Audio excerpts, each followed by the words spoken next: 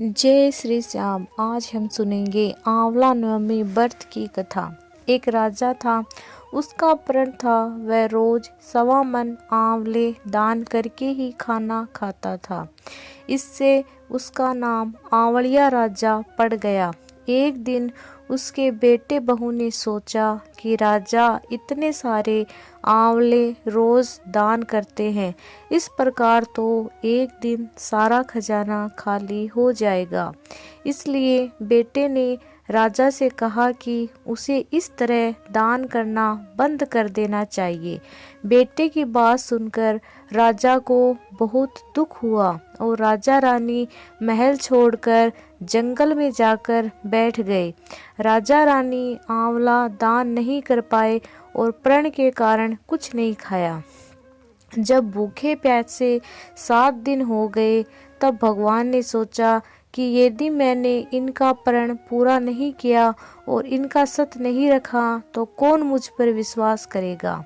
इसलिए भगवान ने जंगल में ही महल, राज्य और बाग बगीचे सब बना दिए और ढेरों आंवलों के पेड़ लगा दिए। सुबह राजा रानी उठे तो देखा कि जंगल में उनके राज्य से भी 2 गुना राज्य बसा हुआ है। राजा रानी से कहने लगे। रानी देखकर कहती है, सत मत छोड़ो सुरमा सत छोड़ा पत जाए, सत की छोड़ी लक्ष्मी फेर मिलेगी आए। आओ नहा धोकर आंवले दान करें और भोजन करें।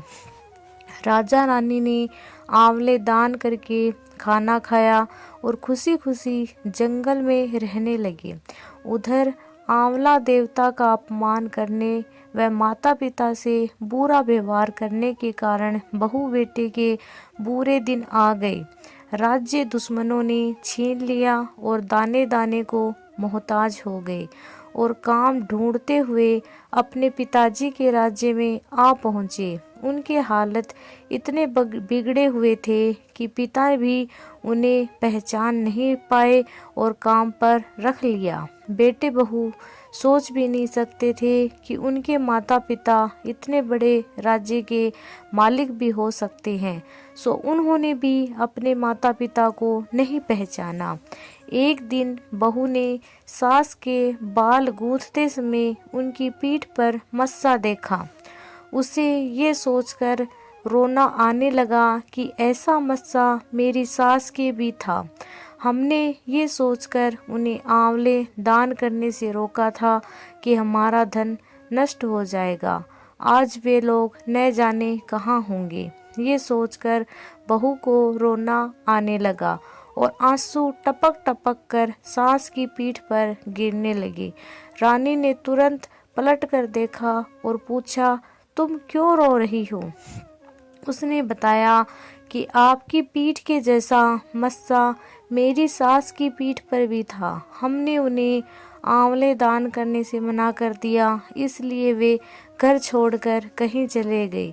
तब रानी ने उन्हें पहचान लिया, सारा हाल पूछा और अपना हाल बताया। अपने बेटे बहू को समझाया कि दान करने से धन कम नहीं होता बल्कि बढ़ता है।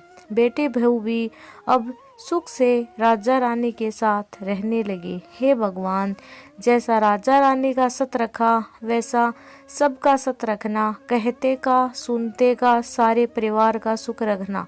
बोलो आंवला देवता की जय।